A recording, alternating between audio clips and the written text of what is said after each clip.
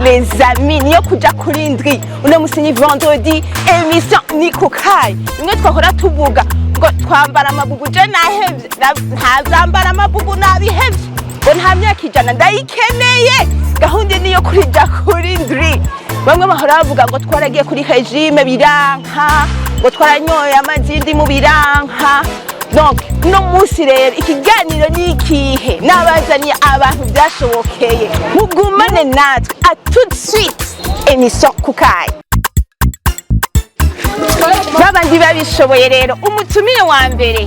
uno musi akaba ari Gloire akaba ari umucoach afise programme yitwa le bien-être féminin afasha abantu kumenya gufungura neza ngene bashobora kumera neza n'abashaka kuja kuri ndri umukenewe nguyu Carmen yashitse kukai. Carmen bon ni sawa cyane umeze neza ndabona programme ni sawa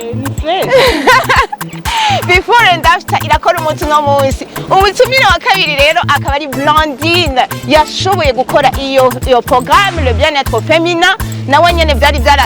asigaye yambara amabubu les amis uno munsi ari kuri ndri le bien-être yarakoze les résultats yarakoze umuti kukai ni bon karibu kukai brand. Merci beaucoup. Before and after no musi akora umuti. Carmen jewe turagiye kubivugira ahantu hatuje abantu tubasigurire neza. Yego cyane. Ako gataye muranyemereye? Yego. Merci beaucoup. Allez les amis.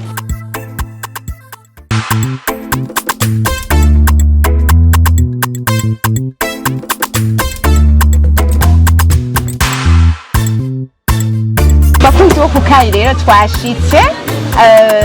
sibire guha ikaze Carmen na Blondine vraiment uno musi turaganira neza nabwiye yuko iby'amabubu twabivuyemo Karunisa umeze neza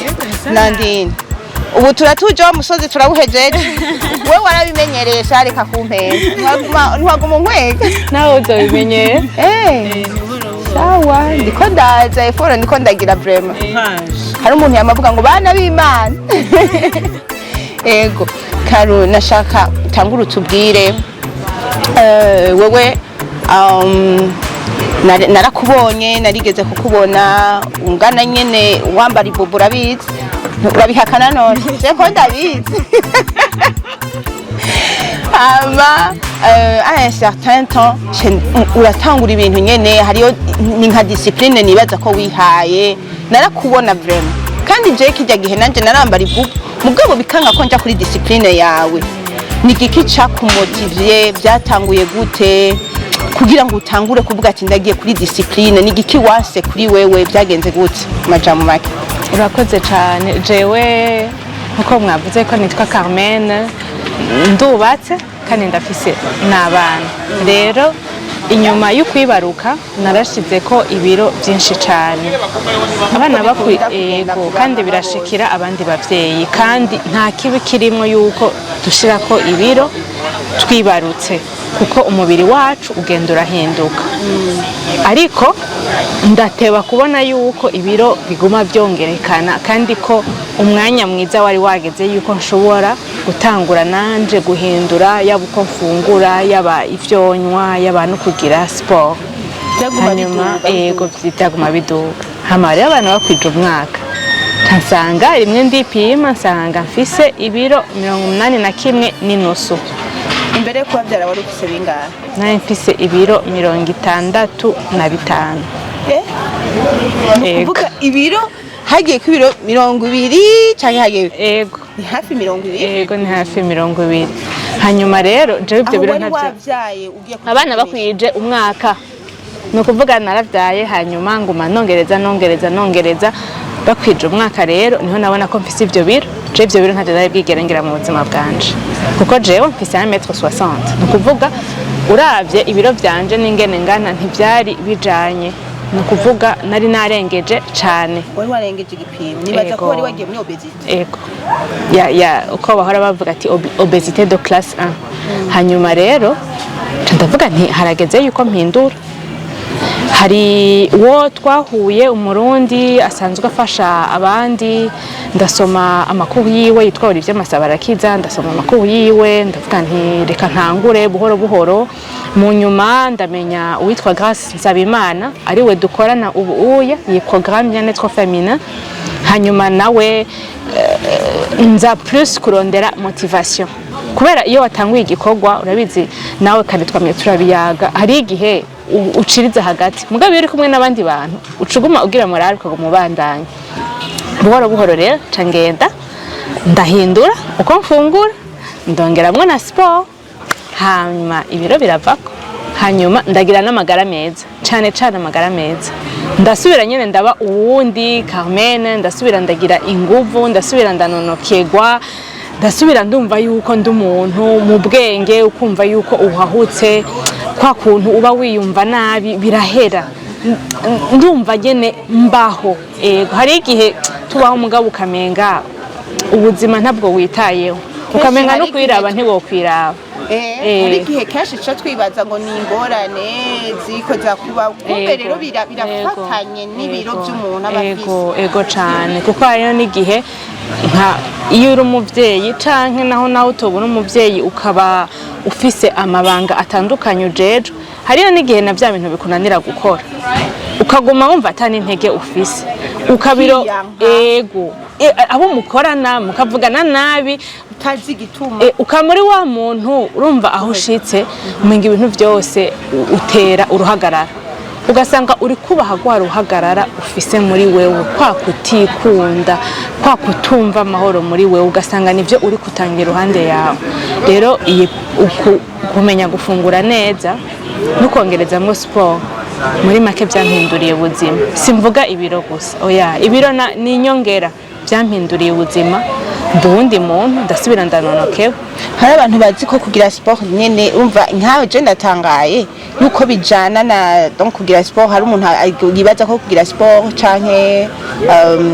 kugira discipline kanaka niyo konda gusa bwa bundi sinanizi ko bifatanye na le bien-être ko kacumegwa neza mu mutwe ukarumva hari n'ikintu ca donc no kukazi bikagenda neza ntavyo nje narinzi rero reka ndamubaze Blondine sawa urabona ko twashitse hano hatekanye Blondine rero akaba ari nabibabwiye yashoye gukurikirana le programme yitwa bien-être féminin Carmen akaba ari we mukoci wayo bon ayirongoye niko novuga murabona ingene ameze vraiment je sinzi byari emwe abakunzi bo kukayi nari mwariyanse ni murabe ibyitegerezo ngaha birashoboka vraiment ashaka ndamumaze byagenze gute na wewe utubwire we byagenze gute ahantu watanguye ukavuga ati no jewe sishaka kuguma mezuku est-ce que nawe wariyanse harageze aho wiyanka nawe ukavuga ati ibi bintu ase hamwe nawe wiraba mu kiyo ukavuga ati no shaka kumenya abantu bariko batwumviriza shaka kumenya byatanguye gute quelle a été ta motivation plutôt merci jewe nkuko ariko murabivuga ati byo byarashitse ahantu wiyanka ati quelle a été ta motivation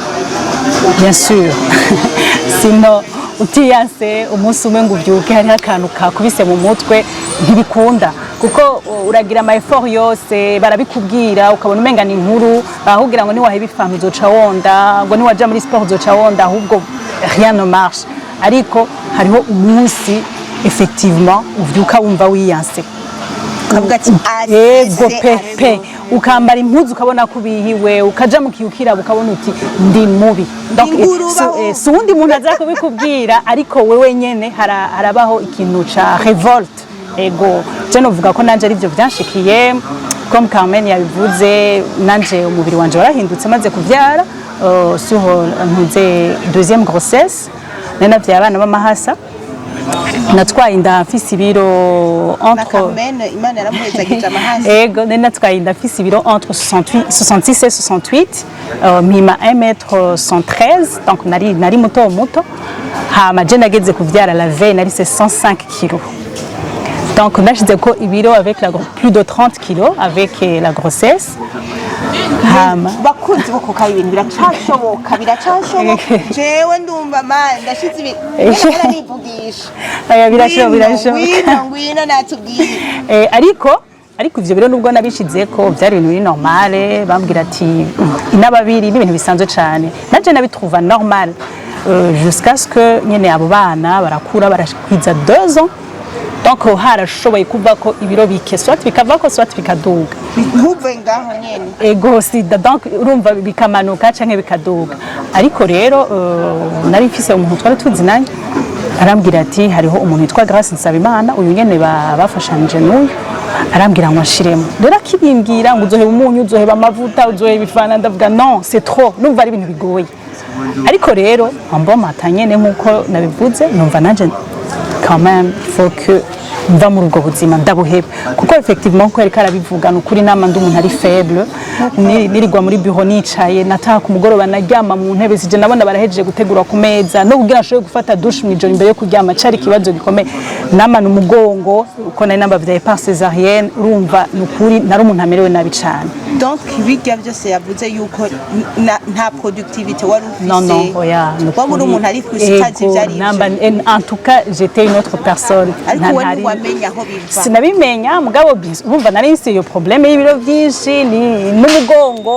no kutagira nyene ico nimariye naje ubwanje avec mon corps hanyuma rero ça avancé grâce aranyigisha aratwankouraja aratubwira ko bishoboka avec les autres femmes twaba turi kumwe bakakumotiva ukabyuka utashoboye kugira sport ukabona uwundi yayigize bakakubwira ati c'est possible ati il faut seulement de la volonté de la détermination nanje ndavuga nti oui je peux nimba abandi barabishoboye nanje nzobishobora rero j'ai suivi le programme hama bimpindurira ubuzima carrément bundi muntu pas seulement guta ibiro vyagiye biravako mugabo ngira ahantu ndabikunda c'est ma vie narataye ibiro mugabo ndacakunda sport ndikunda kwa sinumva ko nosubiraho navuye numva umenga quand même n'ikintu que je dois éviter n'ikintu kandi ntegerezwa kwikunda en général numva umenga byarampinduye mu kuma kwikunda mu kuma iyo appréciation kuko urumva imbere yuko abandi badukunda tubanza kwikunda donc j'ai appris kwikunda ata wundi arambwira ko nkunda ata wundi arambwira ko mberewe jewe nkiraba mu kiyo nkumva nti ndaberewe nkiraba mu kiyo oui je suis belle nubwo atawe tuza guhura bimbwire jewe si ça commence par moi-même numva ari top donc c'est ça en général nico byamfashije donc navuye ku biro le programme nayitanguye mfise ibiro 91 uno musi 68 kilo nataye 23 kilo bravo birashoboka vraiment ukiri ngaho hari ikintu quand même numvise utarashika yuko uvuga ati assez nibaza yuko bitaba bikunda yuko ushobora kwidisciplina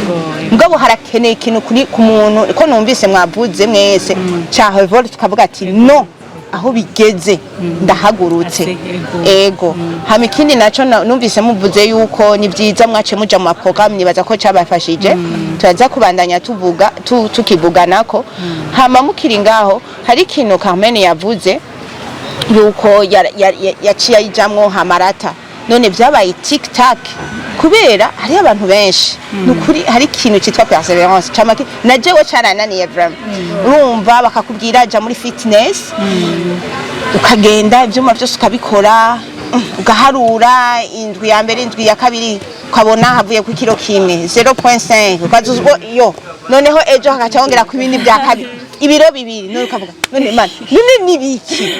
none je shaka iyo secret vyagenze gute hariyo discipline mwagize behoho umuntu agiye muri afashi iyo programme canka akagire iyo discipline ni tic tac umunsi wa mbere hava ko bitanu donc ndashaka ibyo bintu by'amamiracle abantu baca bibaza kuko nibaza ko ibyo benshi bica intege akaceje ngaho onye akituriza amazi ari n'umupastori vraiment numvise yavuze ngo mwituriza amarike ubwo rudani rubyimwe donc shaka dushire muri logique abantu batahure neza comment ibyo bintu bigenda n'amamiracle acaje ejo nkacena ibiro 10 mbega hariyo perseverance vyagenze gutega Carmen? urakoze cyane kenshi abantu baribaza yuko utanguye uno munsi ejo uzoba waronse resultat nivyo bitwisha twegere damu ariko cyane cyane ego kandi aho turiko turavuga les dames twumve yuko n'abakobwa barimwo twumve yuko uwari we wese ego n'umukobwa utaribaruka donc tubanze twumve ko bituraba twese yaba umugabo yaba umugore yaba umuhungu yaba umukobwa hanyuma ikindi twumve yuko ikintu cyose kiza kiriruka kiza kikunyarukiriza gukurako ibiro ico kintu sico ego kuko ibi biro dufise ntitwabishize ko mu munsi umwe rero mu kuvako ntivyova ko mu munsi umwe twaba turiko turibesha ibi biro dufise ntivyagiye ko mu munsi umwe rero ntibishobora kuva ko mu munsi umwe c'est tout un processus n'ubuzima tugenda turahindura buhoro buhoro rero ikiri ciza nuko mu madecision yose wofata ukiyumvira ati mbega ibi bintu ngira nkore nzoguma ndabibandanya ubuzima bwanje bwose ukumva kugira ukora ikintu utazoshobora kubandanya nuko ico kintu atari ico il faut yuko tugira nuvuga nti adopter un mode de vie illicin guhindura ubuzima guhindura ingene tubayeho tubeho neza ibintu tuzoguma dukurikiza buhoro buhoro hanyuma ingene duta ibiro biravana n'ingene imibiri yacu imeze uko Blandine yataye ibiro siko jewe nzota ibiro siko wowe uzota ibiro hari abantu inyuma y'amezi 3 baba bataye ibiro 10 hari undi aba yataye ibiro 5 hari undi aba yataye 2 urumva bivana n'ingene tumeze kuko umubiri wacu ntiduta kumwe ikindi naco barakunda kuvuga ati on devient ce qu'on mange burya ibintu byose ibyo dufungura birahinduka bikaba ibidufasha ibitadufashije bitegerezwa gusohoka iyo bidasohotse biristoka mu mubiri wacu bikaca bizana buhoro buhoro amagrese arenze hariyo amagrese dukeneye mu mubiri wacu mugabo hariho nayo turenza aza akarenza urugero iyo amaze kurenza urugero rero nayaza atuzanira ingwara rero hari ingwara nyinshi tutangura kugwara kubera dufise ibiro byinshi ushobora kugwara umugongo ukaguma uvuga ngo ni kubera nibarutse kandi ugasanga uwo mugongo wawe ni kubera colonne vertébrale yawe iraremerwa n'ibiro ushobora kugwara amaguru sinabagore gusa ndazi hariyo umuntu uza twakorana sport umugabo bajya bagabo usanga bafise ibintu byatemvye nawe nyene yaratubwiye ati kuva ntanguye iyi ntuzeya narababara kera narababara umugongo ati mugabo ubu byaraheze umva rero biraza je nibaza ko niyo accumulation de graisse ituma umugongo uremerwa ibiro biraba byinshi umubiri wawe rero uko tumeze uko tureha turafise ibiro dutegerezwa kuba dufise kugira tumererwe neza iyo utanguye kubirenza hacatangura kuza ingwara rero kugira tubihindure duhera kuri ya sahani isahani yacu uko dufungura n'ivyo tunywa bicontribue à 80% dans la perte de poids 20% ni sport niwagenda ukagira sport yonyene nta resultat uzobona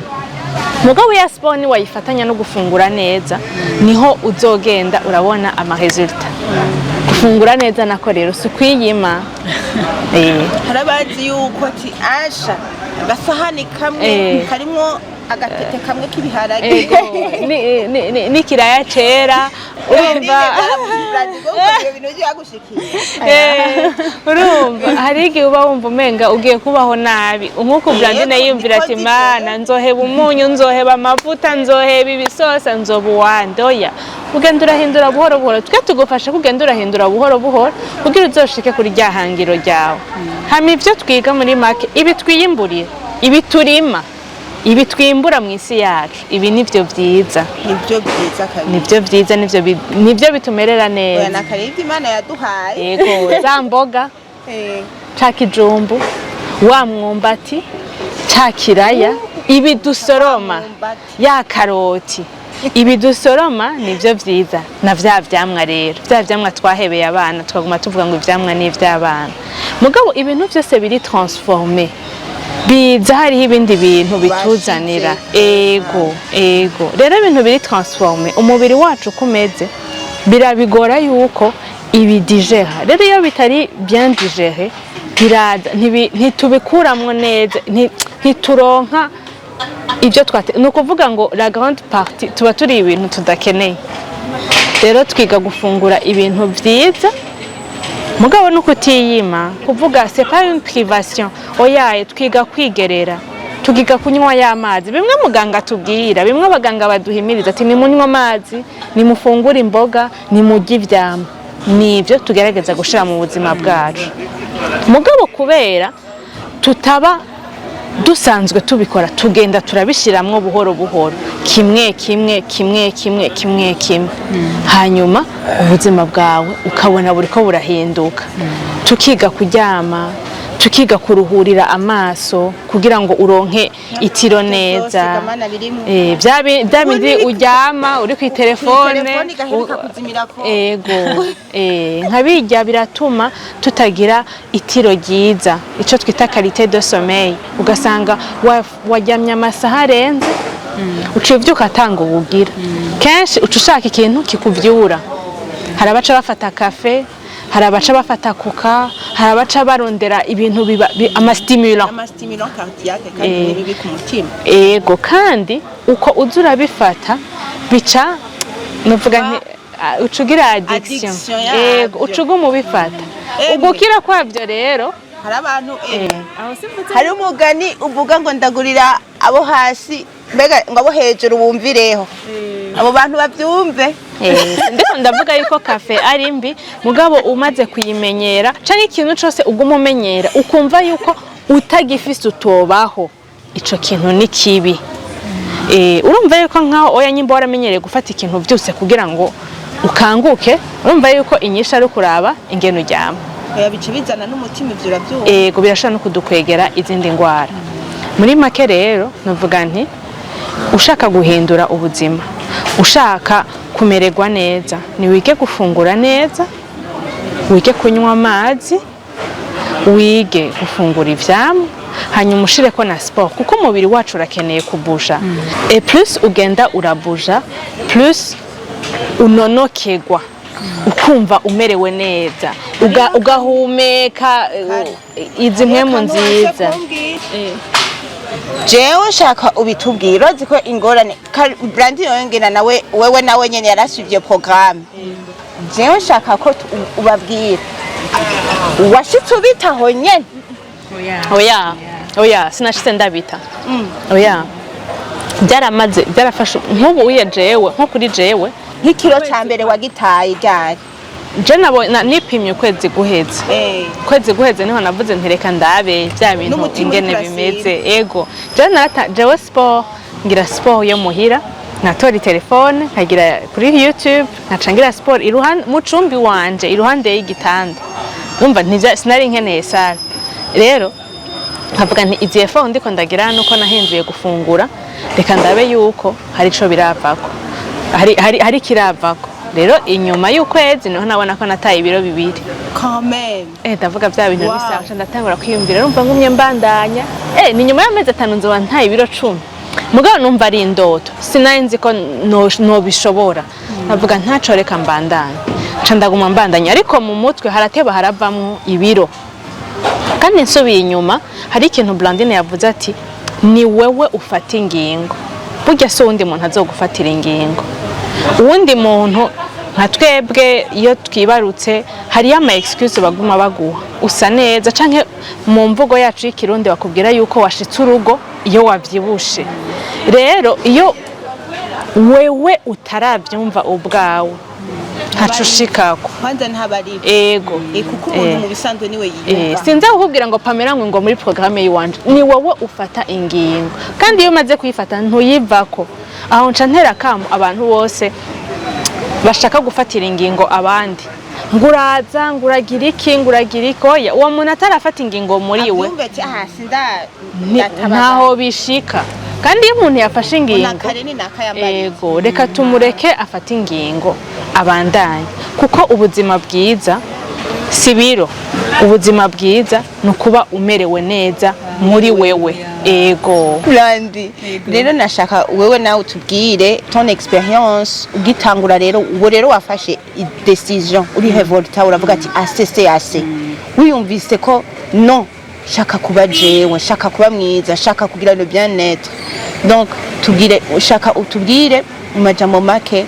byagenze gute nibihe wasanze bakobrija guheba utaruzi ko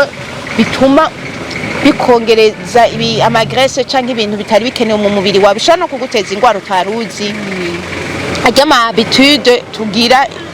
habitude novuga gute ajya ama habitude mabi usanga umuntu yaramenyereye mugabo atarazi yinyoha yuko ivyo bintu biko biramwicira ubuzima wagiye urabiheba gute bega hoho haragera igihe bigapfa ukavuga ati yo birase iyo programme yacigufata gute barakwakompanye barakumvise bagutahuye shaka utubwire mu majambo make J'ai le programme naïna itanguye le 1er mai 2020 le programme mara 3 mois ni 12 semaines baba ariko baragufasha bakwigisha bakakwigisha ati iyi semaine on va essayer tugomba tureke le sucre isukari yo mu cayi d'accord ntaca ngenda nkayireka ntaca inzonywa ndamutse ndakinyoye canke nshatse kafe nzonywa atasukari ifise ku kazi nkabishobora iyo semaine la semaine qui suit ati turahagaritse umunyu nkagerageza nibaza ko umunyu yabaye faiblesse cyane kuri jewe byaranananira nkashiramo indimi nkumva birabishe ndadesida nti jewe mpevye ya sel de table imwe twongera mu byo kurya barabitubwira ko navyo nyene ari bibi kandi noneho turabizi no kwa muganga no ku mutima cyane ego hama ndawuheba carrément ego narabishoboye ndaverti kuko yari decision nari determine vraiment byarakunze hama ndasaba n'abakozi kuza barateka umunyu muke cyane mu ndya bateka muteka umunyu muke kugira nshobore kubifungura ofete hari ababishobora kurya bitagira umunyu ariko je byarananiye donc ndagerageza muri ayo masiete yanje sinasuye kongeramwo umunyu gushika ino sa depuis ico gihe navyize byaciye biba ubuzima ubunye ninjya irimo umunyu mwinshi irananira ntavyo ashobora carrément nagiye buke hama ico gihe je nari se faiblesse vraiment ifana cyane ifana kuburyo ufunguye midi nateza konsaka gakanye nateza konsaka gafana gakanya gasitronga gakanye canke nyene akantu nyene numva ko kaza kutumanutsa neza ndafata ingingo ni kuva le 1er mai gushika le 23 octobre le 23 octobre yari anniversaire y'umwana wanje mukuru niho nzosaba kunyifana niyo decision je nihaye ico gihe ndahagarika ifana nzonywa amazi orange yaza yuko orange ije vuba cyane entre temps ije vuba ndiko mvuga je parle de 2020 muri waratabawe rero je parle de 2020 hama rero ndakurikiza bakatwigisha ati le premier repas biteza kuba ivyamwa ntabwo ari icayi n'umukate ntavyo narinzi ivyo bintu ati il faut que munda hatangura nyene sinavyumva vraiment kuko sinari nsanzwe nyene ndumuntu arya n'ivyamwa canke yibuka ko ndanabikeneye ivyamwa by'abana ego urumva bakakubwira ati hariho amazi utegezwa kunywa ajanye n'ibiro ufise bakubwira ati nimba ufise 60 kg tu divises ça par 30 rero nimba utoye 2 ni 2 litres uteza kunywa par jour ntavyo narinzi ntavyo narinzi ndavyiga donc nkahera ku mazi mu gatondo atakindi kintu ndafata hama donc naje ndakurikiza ivyo baje baratwigisha petit à petit pendant izo 3 mois donc guhera ku vyamwa wanyoye amazi mu gatondo uko yongana kose hama le premier repas ikaza kuba amazi ayo mazi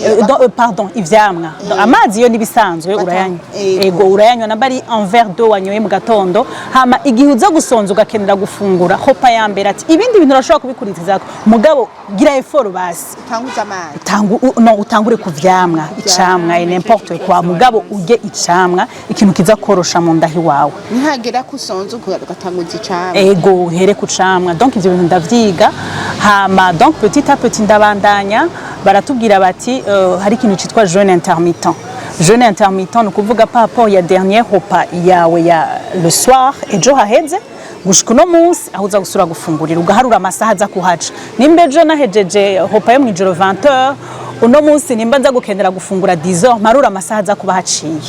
bakabitwigisha donc ivyo ni ibintu bigufasha cyane navyo nyene kandi nka kujya twana two muri maternelle ego apana kugumufungura atu moment ukusha no mu gihe udashonje ugasanga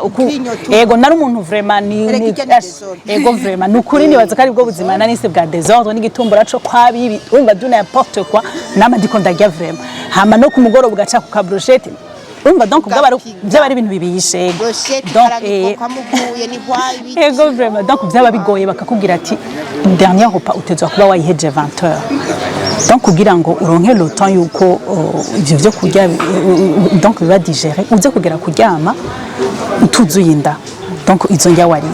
ibintu byarangora cyane ugasanga hari n'igihe biba bitaraje ugasanga wariye 20h kugira uzoshike ejo 10h biragoye cyane wari waragize donc n'ubuzima bushasha nari ninjiyemo ariko nkagira effort bakubwira ati gerageza no musi byose ugashika 21h bakubwira ati ntaco umugerageza hari aba bashobora gufungura 18h hopa yabo ya nyuma mu ijoro ugasanga bayiheje 18h ko tuba turi muri groupe y'abandi nawe ukagumugira effort kandi ukugumuraba tuba motive ego donc narabishoboye yo jeune intermittent novuga ko jewe ari ikintu camfashije cyane donc jewe personnellement caramfashije nataye ibiro novuga nti vuba kandi ndabona resultat nukuri ndaryoherwa cyane nubwo buzima naciye ninjiramo ababwira ati inyama nk'ubu par exemple viande rouge uyifunguye ati ni ikintu gishobora kumara amasaha 5 mu nda kugira kizoshobore kuba digere ati rero inyama wayiriye menya amasaha uyirira ntushobora kuvuga ngo wafunguye viande rouge ukazozirya nk'izo nyama ugasanga uri 22h ugomba uje kuryama urumva donc niga kumenya ivyo bintu donc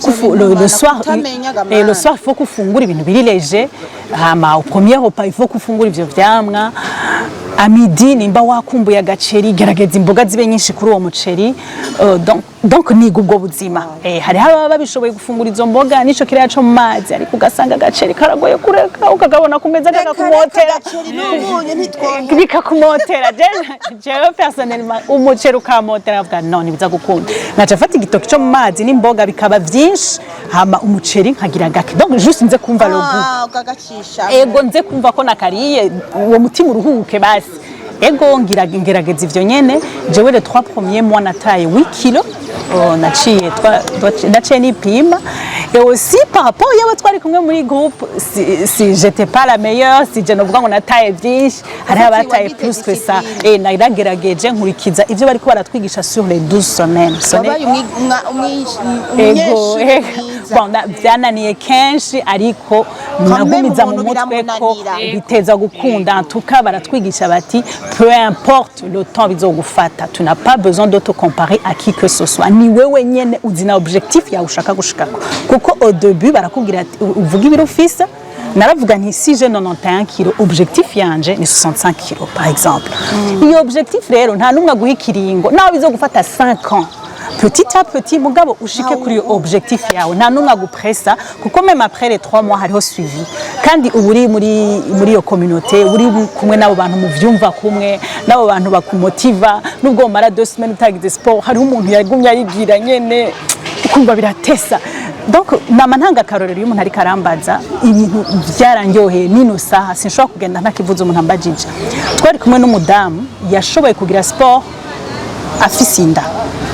mu moment de la grossesse nukuri yarambereye icigwa cyane gushika ino saha donc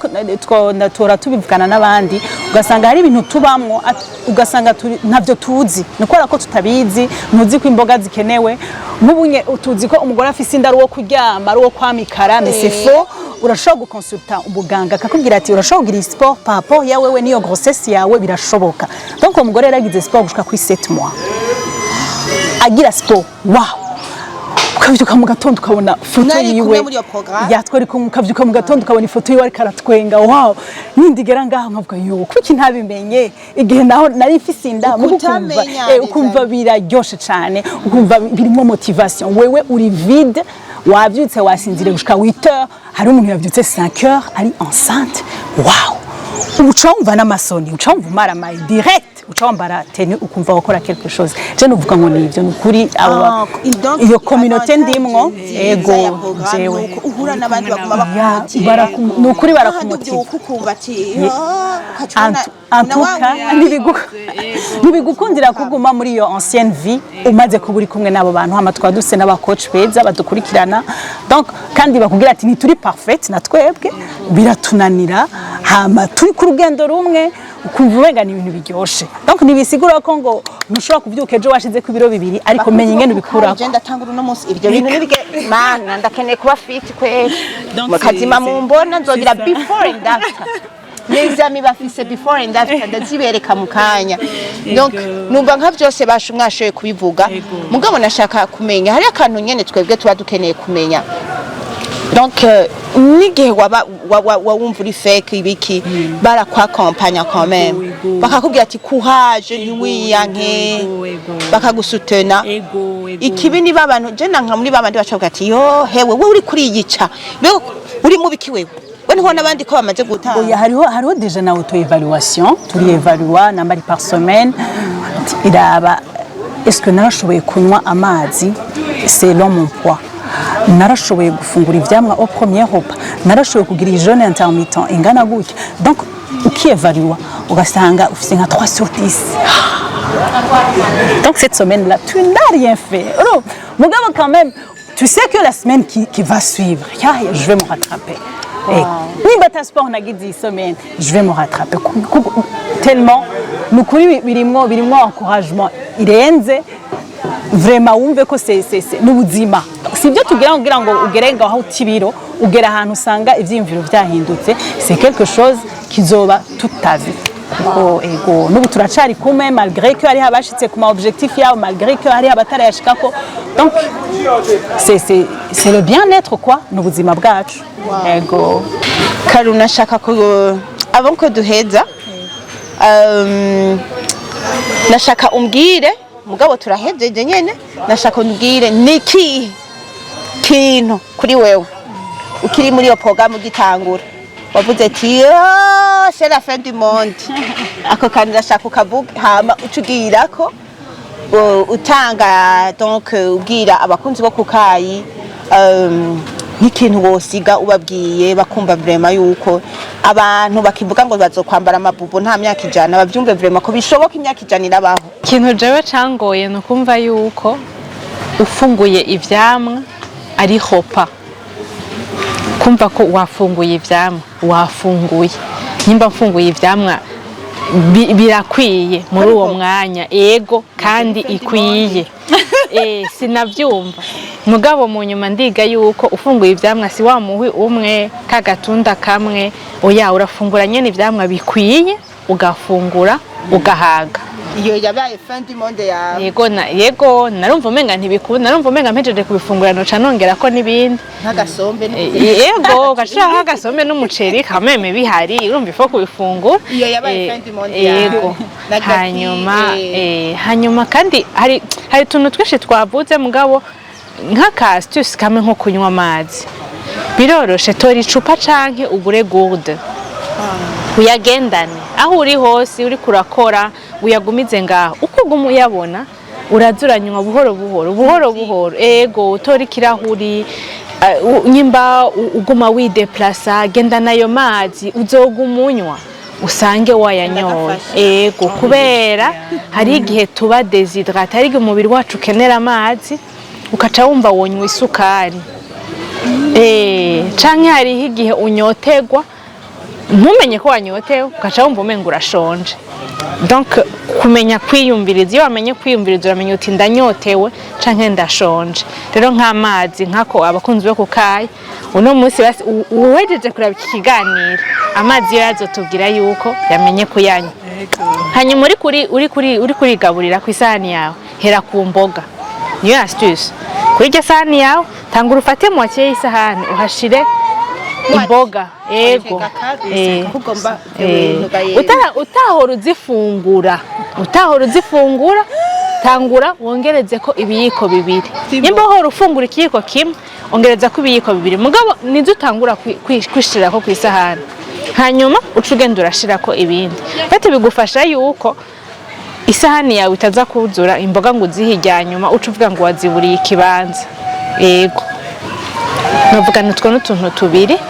tushobora kudufasha yego kandi n'ivyamwa twige kubiherako ntitubiherezeko biradufasha cyane kenshi tumenyereye ko iyo duhejeje gufungura ucurenza ko icamwa uragishira imbere après 30 minutes ufungure bizoba plus bénéfique kuri wewe abakunzi bako kandi numva umenga utwo tuntu nibatwandike ahantu yego tuzoza turabafasha hariyo n'utuntu mu telefone kaza karakwibutsa kunywa amazi dufite utuntu twinshi cyane hanyuma rero mu gusozera hari ibintu bibiri dukunda kuvuga iyo turiko turafasha abantu ikibi sukugwa ikibi nukugwa ugaherayo yego kuko natwe turagwa na jewe dumucoach Grace n'umucoach turagwa mugabe ikibi sukugwa ikibi nuko tugwa tugaherayo hanyuma uri wenyene urashobora kugenda uranyaruka mugabe iyo uri kumwe n'abandi ushika kure nico gituma nababwira nti mu ma decision yose hariho twebwe na Grace mugabo urashaka gusanga hariho n'abandi bantu bafasha abantu nugende uje hamwe n'abandi ntugume uri wenyene ntugume wirebanga kugira ngo n'umunsi wagize intege nke uzironka ukubwira ati ngo tuduge ego hanyuma nkababwira nti abavyifuza arashobora kuza tukabafasha duhiriwe duhishije turafise groupe nshasha igira itangure tuzotangura le 18 juillet twaratanguye kwakira abashasha turabahaye ikaze mugabo twavuze ko ari bien-être féminin uko dufasha abakobwa n'abagore ego nabo bazogira bien-être masculin ego barafise abandi bantu bashobora kubafasha ego barashobora kutwandikira yaba kuri Instagram yaba kuri Facebook hose bakatwandikira tuzobafasha Blandine nawe ndakeneye nawe nyene atubwira akantu kabaye fin du monde kuri we hamaca tubwira akantu mu majambo make ko gusozera donc astuce yakoresheje agasecret kiwe kamufashije no gusozera mbano kabasha ni gute jewe ingwano yo bifana byarakunze kuko nari namaze gufata decision jewe pe nuvuga ko ingwano yabaye ikibazo c'umunyu kuko n'isukari byarankundi mugabo umunyu pe ikintu cangoye kuko nibaza ko nari yako nk'abandi benshi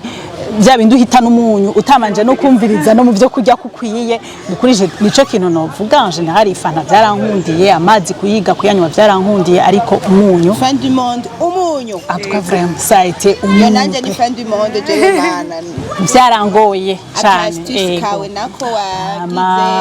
ma astuce kabasha gasheke kawe uvuga ati karafasha burya hariho secret sinzi ko novyita secret ariko une chose est sûre ico kintu muri jewe c'est très clair hariho ijambo ry'Imana kubemera ivuga bati tout est possible à celui qui croit je nanje novuga ni tout est possible urumva là où il y a la volonté byukuri ego là où il y a la volonté hagaca hongera ko la détermination nta secret ihari nta miracle nukuri gutibiro ni kintu kiza ni bonus tout simplement canke kubimenyera ukisanga vyabaye muri wewe ni bonus ibintu byose twaba twavuze nga ni bonus ego ariko hariho la volonté wewe personnellement urafise objectif hama nta muntu numwe ashobora kuguhagarika nta kintu na kimwe gishobora kuguhagarika une chose est sûre uri déterminé hama muri wowe akaba hariho na volonté naho bakubwira guca muri kijya cuma urahinjira en tout cas c'est sûr j'ai 90 kilos et 60 kilos.